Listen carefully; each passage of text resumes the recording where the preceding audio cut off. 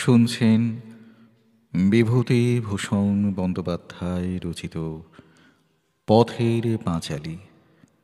আজ শুনবেন দ্বাদশ পর্ব। পাঠ ও প্রয়োগ অরুময় চক্রবর্তী। বিভূতিভূষণ বন্দ্যোপাধ্যায় রচিত পথের পাঁচালী। সন্ধ্যার পর সর্বজয়া ভাত চড়াইয়াছিল। অপু দাওয়ায় মাদুর পাতিয়া বসিয়া আছে। খুব অন্ধকার, একটানা ছিঁচি পোকা ডাকিতেছে। অপু জিজ্ঞাসা করিল, পুজোর আর কদিন আছে মা? দুর্গা বঁটি পাতিয়া তরকারি কাটিতেছিল। বলিল, আর 22 দিন আছে না মা? সে হিসাব ঠিক করিয়াছে। তাহার বাবা বাড়ি আসিবে। অপুর মায়ের তাহার জন্য পুতুল, কাপড়, আলতা। আজকাল সে বড় হইয়াছে বলিয়া তাহার মা অন্য পাড়ায় গিয়া নিমন্ত্রণ খাইতে দেয় না। লুচি খাইতে কেমন তাহা সে প্রায় ভুলিয়া গিয়াছে। ফুটফুটে কোজাগরি পূর্ণিমার জ্যোৎস্না ভরা রাত্রে বাঁশবনের আলো ছায়ার জাল বুনানি পথ বাহিয়া সে আগে আগে পাড়ায় পাড়ায় বেড়াইয়া লক্ষ্মী পূজার খইমুড়ি ভাজা আঁচল ভরিয়া লইয়া আসিত। বাড়িতে বাড়িতে শাঁখ বাজে, পথে লুচি ভাজার গন্ধ বাহির হয়। হয়তো পাড়ার কেউ পূজার শীতলের নৈবেদ্য একখানা তাহাদের বাড়িতে পাঠাইয়া দেয়। সেও অনেক খইমুড়ি আনিত। তাহার মা 2 দিন ধরিয়া তাহাদের জলপান খাইতে দিত, নিজেও খাইত। সেবার সেজ ঠাকুরুন বলিয়াছিল, ভদ্রলোকের মেয়ে আবার চাষা লোকের মতো বাড়ি বাড়ি ঘুরে খইমুড়ি নিয়ে বেড়াবে কি? ওসব দেখতে খারাপ, ওরকম আর পাঠিও না বৌমা। সেই হইতে সে আর যায় না। দুর্গা বলিল, তাস খেলবে? তা যা, ও ঘর থেকে তাসটা নিয়ে আয়, একটু খেলি। দুর্গা বিপন্ন মুখে অপুর দিকে চাহিল। অপু হাসিয়া বলিল, চল, আমি দাঁড়াচ্ছি। তাহাদের মা বলিল, আহা, মেয়ের ভয় দেখে আর বাঁচিনি। সারাদিন বলে হেট মাটি উপর করে বেড়াবার সময় ভয় থাকে না, আর রাত্রিরে এ ঘর থেকে ও ঘর যেতে একেবারে সব আড়ষ্ট। শিষ্যবাড়ি হইতে অপুর আনা সেই তাস জোড়াটা। তাস খেলায় 3 জনেরই কৃতিত্ব সমান। অপু এখনও সব রং চেনে না। মাঝে মাঝে হাতের তাস বিপক্ষ দলের খেলোয়াড় মাকে দেখাইয়া বলে, ওটা কী রং রুইতন, দেখো না মা। দুর্গার মন আজ খুব খুশি আছে। রাত্রিতে রান্না প্রায় হয় না। ওবেলার বাসি ভাত তরকারি থাকে। আজ ভাত চড়িয়াছে, তরকারি রান্না হইবে, ইহাতে তাহার মহা আনন্দ। আজ যেন একটা উৎসবের দিন। অপু বলিল, তাস খেলতে খেলতে সেই গল্পটা বলো না মা, সেই শ্যামলঙ্কার গল্পটা। হঠাৎ সে মায়ের কোলে মাথা রাখিয়া শুইয়া পড়ে। মায়ের গায়ে হাত বুলাইতে বুলাইতে আবদারে সুরে বলে, সেই ছড়াটা বলো না মা, সেই শ্যামলঙ্কা বাটনা বাটে মাটিতে লুটায় কেশ। দুর্গা বলে, খেলার সময় ছড়া বললে খেলা কি করে হবে অপু, ওঠ। সর্বজয়া বলিল, দুর্গা, পাতাল কুঁড় আজ কোথায় পেলি রে? সেই যে গোঁসাইদের বড় বাগানটা আছে, সেই রাঙি গাই খুঁজতে একবার তুই আর আমি অপু, সেখানে অনেক ফুটেছিল, কেউ টের পায়নি মা। খুব বন কি না, তাহলে লোকে তুলে নিয়ে যেত। অপু বলিল, সেখানে গিয়েছিলি? ওহ, সে যে বড্ড বন রে দিদি। সর্বজয়া সস্নেহে বারবার ছেলের দিকে চাহিয়া দেখিতেছিল। সেদিনকার সেই অপু, আয় চাঁদ আয়, খোকনের কপালে টি দিয়ে যা বলিলে বারবার কলের পুতুলের মতো চাঁদের মতো কপালখানি অঙ্গুলিবদ্ধ হস্তের দিকে ঝুঁকাইয়া দিত। সে কিনা আজ তাস খেলিতে বসিয়াছে। তাহার কাছে দৃশ্যটা বড় অভিনব ঠেকে। অপু খেলিতে না পারিলে, বা আশা করিয়া কোনো পিঠ জিতিতে না পারিলে, কিংবা অপুর হাতে খারাপ তাসগুলো গিয়া নিজের হাতে ভালো তাস আসিলে বিপক্ষ দলের খেলোয়াড় হইয়াও তাহার মনে কষ্ট হইতেছিল। দুর্গা বলিল, আজ কি হয়েছে জানো মা? অপু বলিল, যা, তাহলে তোর সঙ্গে আড়ি করবো, বলে দেখ। করগে যা আড়ি। শোনো মা, ও পোস্তদানার নাম জানি না, আজ রাজিদের বাড়ি পোস্তদানার উদ্দূরে দিয়েছে। ও বললে, কি রাজিদি? রাজি বললে, জ্যোষ্ঠী মধু, খেয়ে দেখ। ও খেয়ে এলো মা, সেখানে দাঁড়িয়ে, বুঝতে পারলে না যে পোস্ত। এমন বোকা না মা। অপু মুখে বলিল বটে, কিন্তু দিদির সহিত সে আড়ি করিবে না। সেই যে যেদিন তাহার পাকা মাকাল ফলগুলো সতুদা লইয়া পলাইয়াছিল, সেদিন তাহার দিদি সারাদিন বন বাগান খুঁজিয়া সন্ধ্যার সময় কথা হইতে আঁচলে বাঁধিয়া এক রাস মাকাল ফল আনিয়া তাহার সম্মুখে খুলিয়া দেখাইয়া বলিল, কেমন হলো এখন? বড্ড যে কাঁদছিলি সকালবেলা।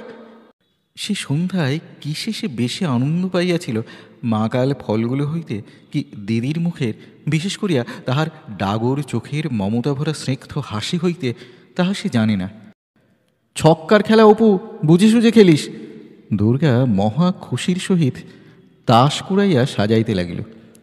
কি ফুলের গন্ধ বেরোচ্ছে না দিদি? তাহাদের মা বলিল, তাহাদের জ্যাঠামশাইদের ভিটার পেছনে ছাতিম গাছ আছে, সেই ফুলের গন্ধ। অপু ও দুর্গা দুজনেই আগ্রহের সুরে জিজ্ঞাসা করিল, হ্যাঁ মা, ওই ছাতিমতলা একবার বাঘ এসেছিল বলেছিলে না? কিন্তু তাহার মা তাড়াতাড়ি তাস ফেলিয়া উঠিয়া বলিল, ওই যা, ভাত পড়ে গেল, ধরা গন্ধ বেরিয়েছে, ভাতটা নামিয়ে দাঁড়া বলছি। খাইতে বসিয়া দুর্গা বলিল, পাতাল কোণের তরকারিটা কি সুন্দর খেতে হয়েছে মা। তাহার মুখ স্বর্গীয় তৃপ্তিতে ভরিয়া উঠিল। সঙ্গে সঙ্গে অপুও বলিল, বাহ, খেতে ঠিক মাংসের মতো না দিদি? পাতাল কোণ এক জায়গায় কত ফুটে আছে মা, আমি ভাবি ব্যাঙের ছাতা, তাই তুলিনি। উভয়ের উচ্ছ্বসিত প্রশংসা বাক্যে সর্বজয়ার বুক গর্বে ও তৃপ্তিতে ভরিয়া উঠিল। তবুও কি আর উপযুক্ত উপকরণ সে পাইয়াছে? লোকের বাড়িতে ভোজে রাঁধিতে ডাকে সেজ ঠাকরুনকে, ডাকুক না দেখি একবার তাহাকে। রান্না কাহাকে বলে সেজ ঠাকরুনকে সে? হ্যাঁ, সর্বজয়া বলিল, অপুরাতে জল ঢেলে দে দুর্গা, ও কি ছেলের কাণ্ড, ওই রাস্তার মাঝখানে মুখ ধোয় রোজই রাত্রে তুমি এই পথের ওপর। কিন্তু অপু আর এক পাও নড়িতে চাহে না। সম্মুখের সেই ভাঙা পাঁচিলের ফাঁক, অন্ধকার বাঁশবন, ঝোপ জঙ্গলের অন্ধকার ঝিঙের বিচির মতো কালো, পুরো ভিটে বাড়ি, আর অজানা কত কি বিভীষিকা। সে বুঝিতে পারে না, যেখানে প্রাণে লইয়া টানাটানি, সেখানে পথের ওপর আঁচানোটা কি এত বেশি? তারপরে সকলে গিয়া ঘুমাইয়া পড়ে। রাত্রি গভীর হয়। ছাতিম ফুলের উক্ত সুবাসে হেমন্তের আঁচ লাগা শিশিরাদ্র নৈশ বায়ু ভরিয়া যায়। মধ্যরাত্রে বেণুবন শীর্ষে কৃষ্ণপক্ষের চাঁদের ম্লান জ্যোৎস্না উঠিয়া শিশির সিক্ত গাছপালায় ডালে পাতায় চিকচিক করে। আলো আধারের অপরূপ মায়ায় বৌনে প্রান্ত ঘুমন্ত পরীর দেশের মতো রহস্য ভরা। সনসন করিয়া হঠাৎ হয়তো এক ঝলক হাওয়া সোঁদালির ডাল দুলাইয়া তেলাকুচা ঝোপের মাথা কাঁপাইয়া বহিয়া যায়। এক একদিন এই সময়ে অপুর ঘুম ভাঙিয়া যাইত। সেই দেবী যেন আসিয়াছেন, সেই গ্রামের বিস্মৃতা অধিষ্ঠাত্রী দেবী বিশালাক্ষী, পলিন শালিনী ইচ্ছামতির ডালিমের রোয়ার মতো স্বচ্ছ জলের ধারে, কোচা শ্যাওলা ভরা ঠান্ডা কাদায় কতদিন আগে যাহাদের চরণ চিহ্ন লুপ্ত হইয়া গিয়াছে, তীরের প্রাচীন সপ্তপনটাও হয়তো যাদের দেখে নাই, পুরনো কালের অধিষ্ঠাত্রী দেবীর মন্দিরে তারাই একসময় ফুল ফল নৈবেদ্যে পূজা দিত। আজকালকার লোকেরা কে তাহাকে জানে? তিনি কিন্তু এই গ্রামকে এখনও ভোলেন নাই। গ্রাম নিশুতি হইয়া গেলে অনেক রাত্রে তিনি বনে বনে ফুল ফুটাইয়া বেড়ান, বিহঙ্গ শিশুদের দেখাশোনা করেন। জ্যোৎস্না রাত্রের শেষ প্রহরে ছোট্ট ছোট্ট মৌমাছিদের চাকগুলো বুনো ভাওরা নটকান পোঁ ফুলের মিষ্ট মধুতে ভরাইয়া দেন। তিনি জানেন কোন ঝোপের কোণে বাসক ফুলের মাথা লুকাইয়া আছে। নিভৃত বনের মধ্যে ছাতিম ফুলের দল কোথায় গাছের ছায়ায় শুইয়া, ইছামতির কোন বাঁকে সবুজ শ্যাওলার ফাঁকে ফাঁকে নীলে পাপড়ি কলমি ফুলের দল ভিড় পাকাইয়া তুলিতেছে। কাঁটা গাছের ডালপালার মধ্যে ছোট্ট খড়ের বাসায় টুনটুনি পাখির ছেলেমেয়েরা কোথায় ঘুম ভাঙিয়া উঠিল। তাঁর রূপের স্নিগ্ধ আলোয় বনে যেন ভরিয়া গিয়াছে। নীরবতায়, জ্যোৎস্নায়, সুগন্ধে, অস্পষ্ট আলো আঁধারের মায়ায় রাত্রির অপরূপ শ্রী। দিনের আলো ফুটিবার আগে কিন্তু বনলক্ষ্মী কোথায় মিলাইয়া যান। স্বরূপ চক্রবর্তীর পর তাহাকে কেহ কোনো দিন দেখে নাই।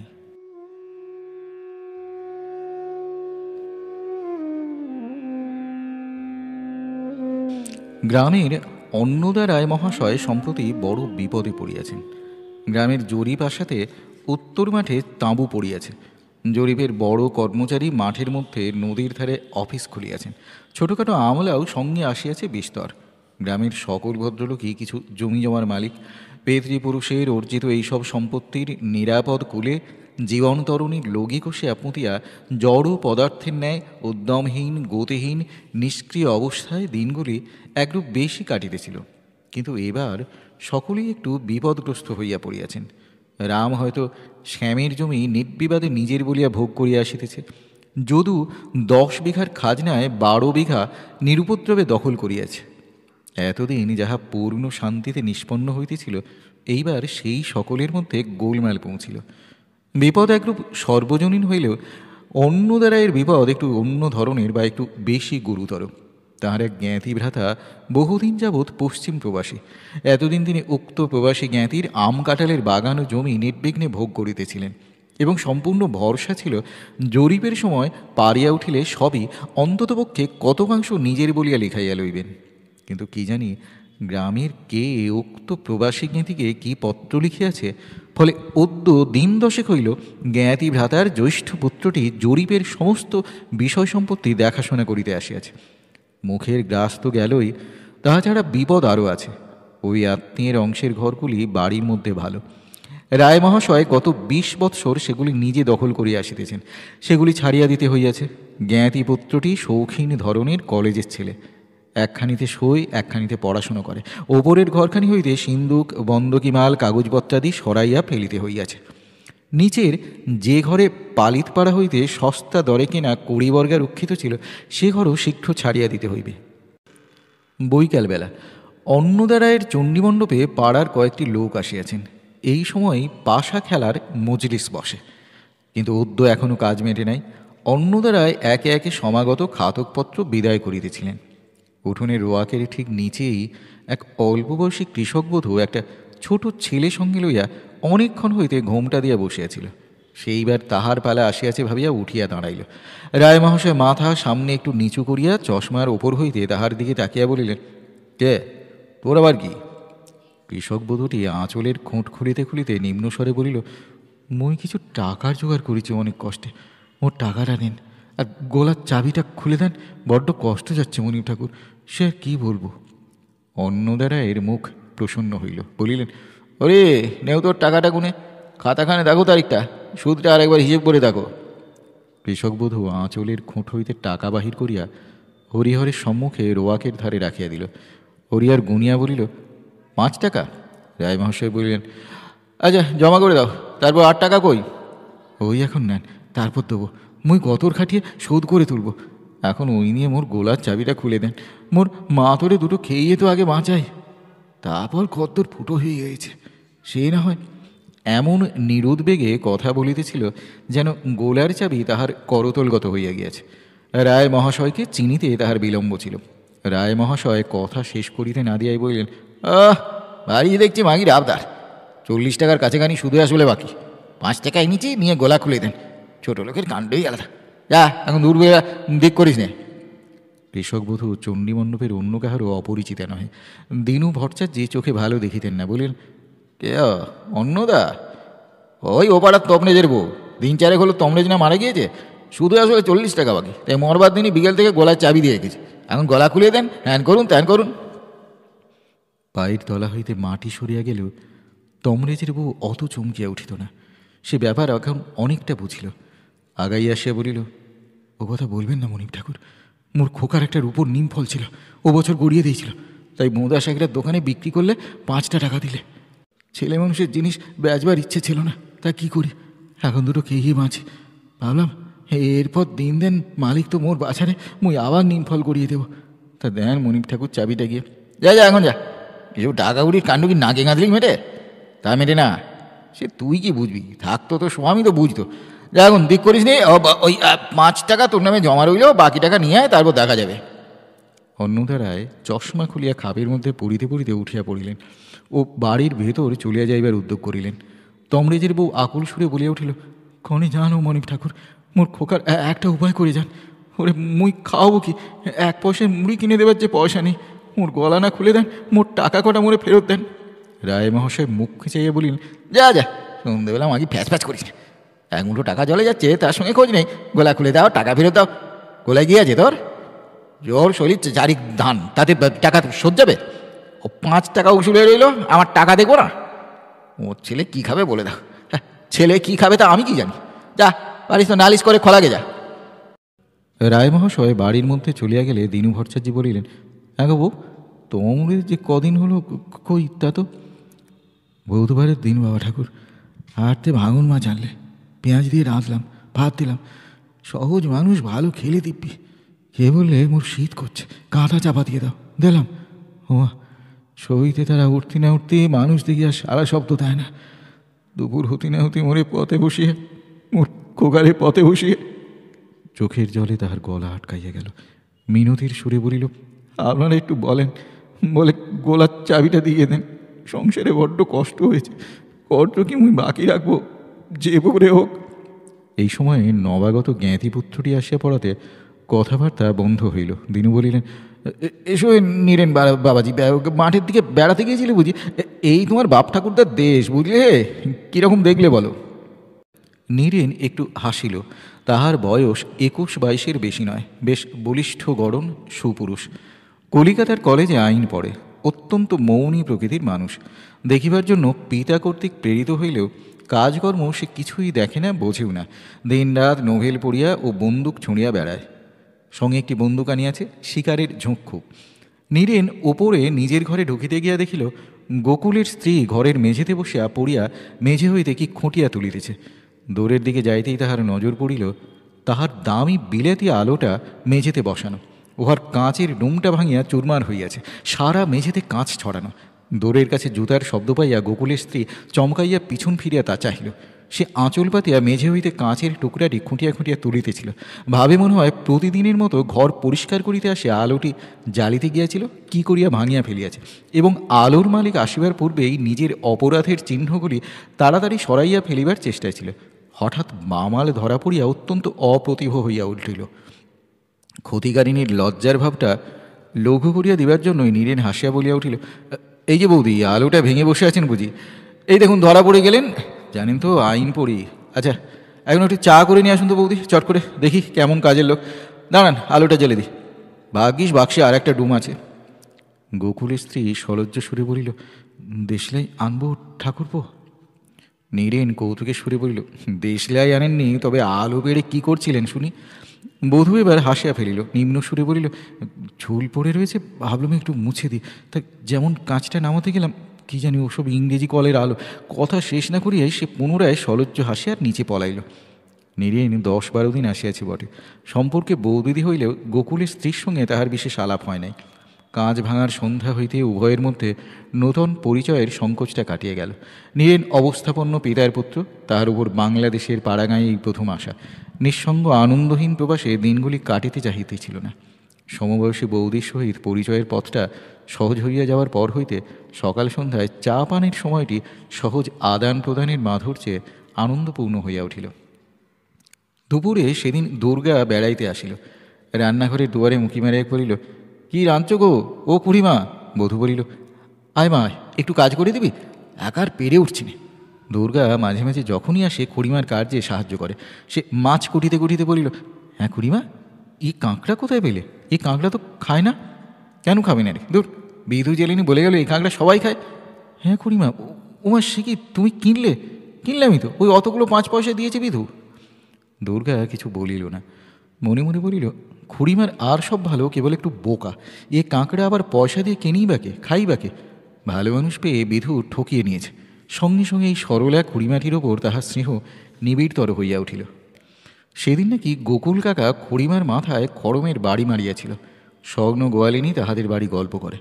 সেও সেদিন নদীর ঘাটে স্নান করিতে গিয়েছিল। খুড়িমা স্নান করিতে আসিয়া মাথা ডুবাইয়া স্নান করিল না, পাছে জ্বালা করে। সেদিন দুঃখে তাহার বুক ফাটিয়া যাইতেছিল, কিন্তু কিছু বলে নাই, পাছে খুড়িমা অপ্রতিভ হয়, একঘাট লোকের সামনে লজ্জা পায়। তবুও রায় জেঠি জিজ্ঞাসা করিয়াছিলেন, বৌমা নাইলে না? খুড়িমা হাসিয়া উত্তর দিল, নাবু না আজ আর দিদিমা, শরীরটা ভালো নেই। খুড়িমা ভাবিয়াছিল তাহার মার খাওয়ার কথা বুঝি কেহ জানে না।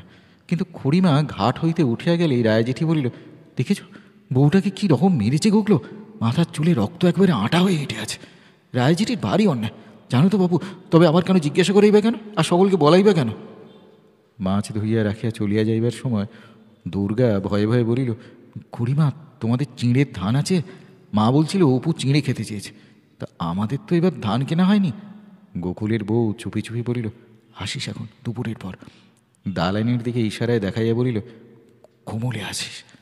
দুর্গা জিজ্ঞাসা করিল, খুড়িমা, তোমাদের বাড়ি কে এসেছে আমি একদিনও দেখিনি, কিন্তু ঠাকুরপুকে দেখিসনি? এখন নেই, কোথায় বেরিয়েছে, বিকেলবেলা আসে, দেখা হবে এখন। তারপর গোকুলের বউ হাসিয়া বলিল, তোর সঙ্গে ঠাকুরপুর বিয়ে হলে কিন্তু দিব্যি মানায়। দুর্গা লজ্জায় ডাঙা হইয়া বলিল, দূর। গোকুলের বউ আবার হাসিয়া বলিল, কেন রে, দূর কেন? কেন, আমাদের মেয়ে কি খারাপ দেখি? সে দুর্গার চিবুকে হাত দিয়া মুখখানে একটু উঁচু করিয়া তুলিয়া ধরিয়া বলিল, দেখ তো, এমন দুর্গা প্রতিমার মতো সুন্দর মুখখানি, বলই বা বাপের পয়সা নেই। দুর্গা ঝাঁকুনি দিয়া নিজেকে ছাড়াইয়া লইয়া কহিল, যাও, খুড়িমা যেন কি। পরে সে এক প্রকার ছুটিয়াই খিড়কি দৌড় দিয়া বাহির হইয়া গেল। যাইতে যাইতে সে ভাবিল, খুড়িমার আজ সব ভালো, কেবল একটু বোকা, নইলে দেখো না, দূর। দুর্গা চলিয়া যাইতে না যাইতে স্বর্ণ গোয়ালিনী দুধ দহিতে আসিল। বধূ ঘর হইতে বলিল, ও স্বর্ণ, আমার হাত জোড়া, বাছুরটা ওই বাইরের উঠোনে পিটুলি গাছে বাঁধা আছে, নিয়ে আয়। আর রোয়াকে ঘটিটা মাজা আছে, দেখ। সখী ঠাকুরুনের এতক্ষণে পূজান্নিক সমাপ্ত হইল। তিনি বাহিরে আসিয়া উত্তর দিকে স্থানীয় কালী মন্দিরের উদ্দেশ্যে মুখ ফিরাইয়া প্রণাম করিতে করিতে টানিয়া টানিয়া আবৃত্তি সুরে বলিতে লাগলেন, দোয়াই মা সিদ্ধেশ্বরী, দিন দিও মা, ভবসমুদ্র পার করো মা, মা রক্ষিকালী, রক্ষা করো মা গো। গোকুলের বউ রান্নাঘর হইতে ডাকিয়া বলিল, ও পিসিমা, নারকলের নাড়ু রেখে দিয়েছি, দুটো খেয়ে জল খান। হঠাৎ সখী ঠাকুরুন রোয়াক হইতে ডাক দিলেন, বৌমা, দেখে যাও তো এদিকে। স্বর শুনিয়া গোকুলের বউয়ের প্রাণ উড়িয়া গেল। সখী ঠাকুরুনকে সে জমের মতো ভয় করে। মায়া দয়া বিতরণ সম্বন্ধে ভগবান সখী ঠাকুরুনের প্রতি পক্ষপাতিত্ব দেখান নাই, এ কথা নিঃসন্দেহে বলা চলে। রোয়াকের কোণে জড়ো করা মাজা বাসনগুলির উপর ঝুঁকিয়া পড়িয়া আঙুল দিয়া দেখাইয়া কহিলেন, দেখো তো চক্ষু দিয়ে, দেখতে পাচ্ছ? একেবারে সস্পষ্ট জলের দাগ, দেখলে তো? এইখান দিয়ে স্বর্ণ ঘটি তুলে নিয়ে গেছে, তারপর সেই সুদ্দূরের ছোঁয়া ইঁটো বাসন আবার হেসেলে নিয়ে সাত রাজ্যে জড়ানো হয়েছে। হ্যাঁ, যার জন্য একেবারে গেল। সখী ঠাকুরুন হতাশভাবে রোয়াকে বসিয়া পড়িলেন, যেন উপযুক্ত পুত্রের মৃত্যু সংবাদ পাইলে ইহার চেয়ে বেশি হতাশ হইতে পারিতেন না। ঘরে হাড় হাবাতে ঘরের মেয়ে আনলেই অমনি হয়, ভদ্রলোকের রীতি শিখবেই বা কোথা থেকে, জানবেই বা কোথা থেকে? বাসন মাজেলি তো দেখলি নে, ইঁটো গেল কি রইল? 3 পাওয়ার বেলা হয়েছে, ভাবলাম একটু জল মুখে দিই, শুদ্ধুরও ইঁটো এক্ষুনি নিয়ে মরতে হতো, ভাগ্যিস গটিটা ছুঁইনি।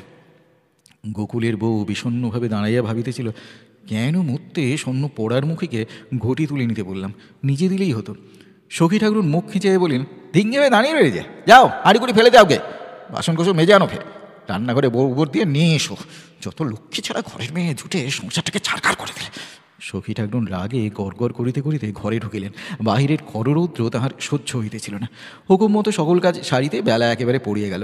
নদীতে সে যখন পুনরায় স্নান করিতে গেল, তখন রৌদ্র, ক্ষুধা, তৃষ্ণায় ও পরিশ্রমে তাহার মুখ শুকাইয়া ছোট হইয়া গিয়াছে। ঘাটে বৈকালের ছায়া খুব ঘন, ওপারে বড় শিমুল গাছটায় রোদ চিকচিক করিতেছে। নদীর ধারে একখানা পালতোয়া নৌকো দাঁড় বাহিয়া বাঁক ঘুরিয়া যাইতেছে। হালের কাছে একজন লোক দাঁড়াইয়া কাপড় শুকাইতেছে। কাপড়টা ছাড়িয়া দিয়েছে, বাতাসে নিশানের মতো উড়িতেছে। মাঝ নদীতে একটা বড় কচ্ছপ মুখ তুলিয়া নিঃশ্বাস লইয়া আবার ডুব গেল। শোভুস। নদীর জলের কেমন একটা ঠান্ডা ঠান্ডা সুন্দর গন্ধ আসে। ছোট্ট নদী, ওপারের চরে একটা পানকৌড়ি মাছ ধরা বাঁশের দোয়ারির ওপর বসে আছে।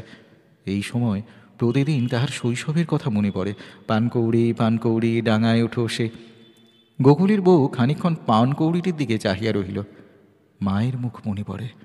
সংসারে আর কেহ নাই যে মুখের দিকে চায়। মায়ের কি মরিবার বয়স হইয়াছিল? গরিব পিতৃকুলে কেবল এক গাঁজাখোর ভাই আছে। সে কোথায় কখন থাকে তার ঠিকানা নাই।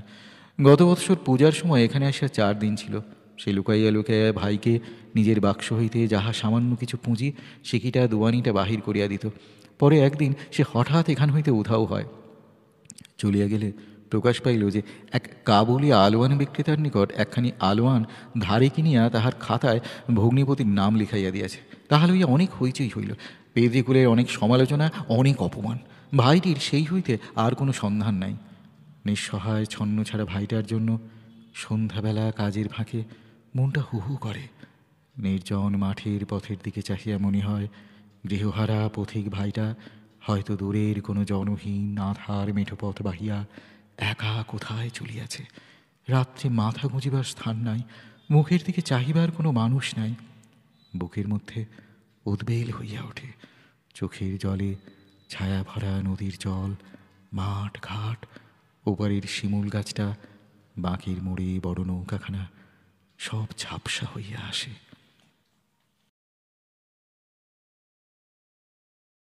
শুনলেন বিভূতিভূষণ বন্দ্যোপাধ্যায় রচিত পথের পাঁচালীর দ্বাদশ পর্বটি ভালো লাগলে অনুগ্রহ করে এই চ্যানেলটি সাবস্ক্রাইব করুন এবং আপনার মূল্যবান মতামত জানান কমেন্ট বক্সের মাধ্যমে।